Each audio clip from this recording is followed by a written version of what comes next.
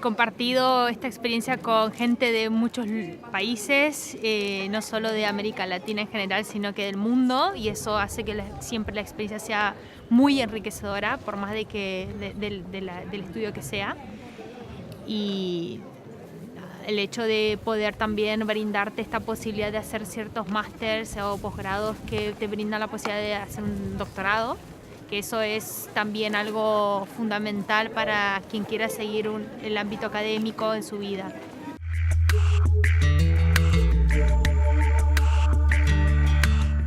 Creo que tiene un cuerpo docente también muy rico, porque cada uno tiene su ámbito dentro de, en este caso, de la comunicación, y eso está muy bueno, porque cada uno puede aportar desde su ámbito de investigación un granito de arena para que poder ampliar el tema de la comunicación y los conocimientos a los estudiantes, y no solamente es quedarnos en un ámbito determinado. Eso es muy bueno.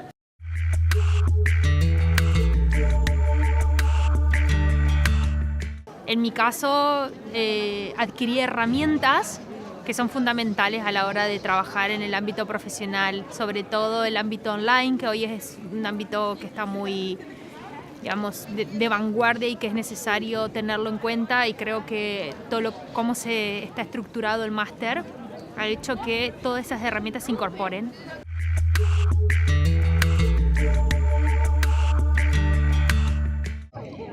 Bueno, el clima es uno de los puntos a destacar, la historia, el patrimonio. Yo creo que Tarragona es una ciudad completa, es una ciudad a la que se puede llegar a todos lados si uno quiere caminando, tiene playas increíbles. A ver, creo que es una ciudad ideal y su clima es envidiable.